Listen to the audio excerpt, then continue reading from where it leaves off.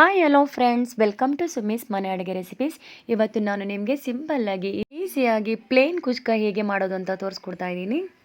ಇದಕ್ಕೆ ನಾನು ಪಲಾವ್ ಎಲೆ ಸಾಮಾನು ಅಂದರೆ ಪಲಾವ್ಗೆ ಏನೇನು ಹಾಕ್ತೀವಿ ಅದನ್ನೆಲ್ಲ ತೊಗೊಂಡಿದ್ದೀನಿ. ಹಾಗೆ ಹಸಿಮೆಣಸಿನ್ಕಾಯಿ, 2 ಈರುಳ್ಳಿ, 2 ಟೊಮೊಟೊ, ಒಂದು ಸ್ವಲ್ಪ ಕರ್ಬೇವಿನ ಸೊಪ್ಪು, ಶುಂಠಿ, ಬೆಳ್ಳುಳ್ಳಿ, ಪುದೀನ ಸೊಪ್ಪು, ಹಾಗೆ ಕೊತ್ತಂಬರಿ ಸೊಪ್ಪು ತೊಗೊಂಡಿದ್ದೀನಿ. ಹಾಗೆ ಶುಂಠಿ ಬೆಳ್ಳುಳ್ಳಿನ ಪೇಸ್ಟ್ ಮಾಡಿ ಇಟ್ಕೊಂಡಿದ್ದೀನಿ.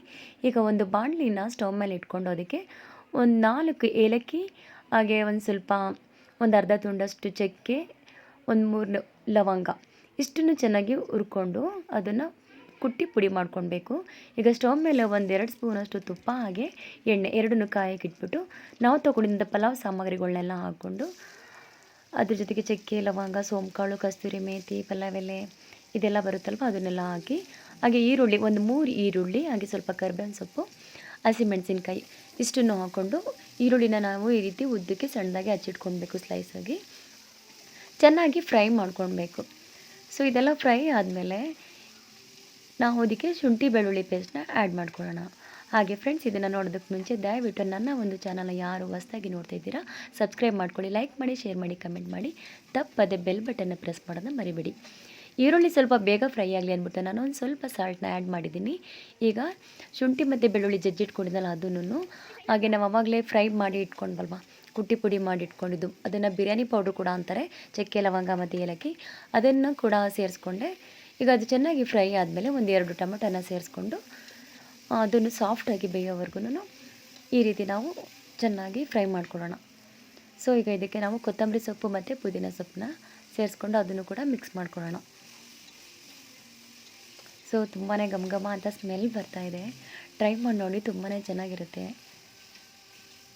ತುಂಬ ಈಸಿ.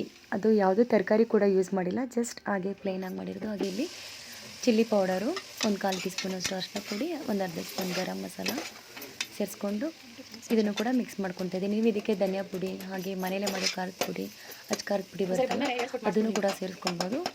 ಸೊ ನಮಗೆ ಖಾರ ಜಾಸ್ತಿ ಬೇಡ, ಅದಕ್ಕೋಸ್ಕರ ಒಂದು ಅರ್ಧ ಸ್ಪೂನ್ ಚಿಲ್ಲಿ ಪೌಡ್ರು ಮತ್ತು ಗರಂ ಮಸಾಲ ಜೊತೆಗೆ ಇದು ಅರಿಶಿನ ಪುಡಿ ಹಾಕ್ಕೊಂಡು ಚೆನ್ನಾಗಿ ಮಿಕ್ಸ್ ಮಾಡ್ಕೊಂಡಿದ್ದೀನಿ. ಸೊ ಈಗ ಇದಕ್ಕೆ ಮೊಸರು ಹಾಕ್ಕೊಂಡೆ, ಒಂದು ಸ್ವಲ್ಪ ಒಂದು ಅರ್ಧ ಬಟ್ಲಷ್ಟು ಸಾಕು ಮೊಸರನ್ನ ಸೇರಿಸ್ಕೊಂಡು ಈಗ ಅದನ್ನು ಚೆನ್ನಾಗಿ ಮಿಕ್ಸ್ ಮಾಡಿಕೊಂಡು, ಈಗ ನಾನಿಲ್ಲಿ 1 ಲೋಟ ಮಾಮೂಲಿ ಅಕ್ಕಿ, ಸಣ್ಣ ಅಕ್ಕಿ ತೊಗೊಂಡಿದ್ದೆ, ಒಂದು ಅರ್ಧ ಲೋಟ ಬಾಸುಮತಿ ರೈಸ್ ಬರುತ್ತಲ್ಲ ಅದನ್ನು ಸೇರಿಸ್ಕೊಂಡು ಚೆನ್ನಾಗಿ ತೊಳೆದ್ಬಿಟ್ಟು 2 to 3 ಟೈಮ್ಸ್ ಚೆನ್ನಾಗಿ ವಾಶ್ ಮಾಡಾದಮೇಲೆ ಅದನ್ನು ಸೇರಿಸ್ಕೊಂಡು ಹಾಗೆಯೇ ಮಿಕ್ಸ್ ಮಾಡ್ಕೊತಾ ಇದ್ದೀನಿ ಮಸಾಲೆ ಜೊತೆಗೆ. ಅದನ್ನು 1 ಮಿನಿಟ್ ಅಥವಾ 2 ಮಿನಿಟ್ಸ್ ಈ ರೀತಿ ಮಿಕ್ಸ್ ಮಾಡಿಕೊಂಡು ಈಗ ನಾವು ಇದಕ್ಕೆ ನೀರನ್ನ ಆ್ಯಡ್ ಮಾಡ್ಕೊಳ್ಬೇಕು.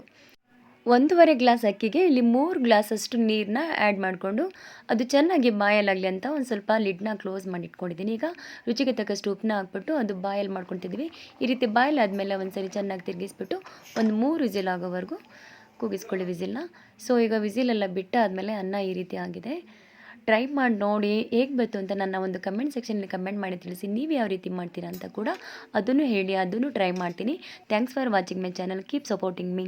Thank you.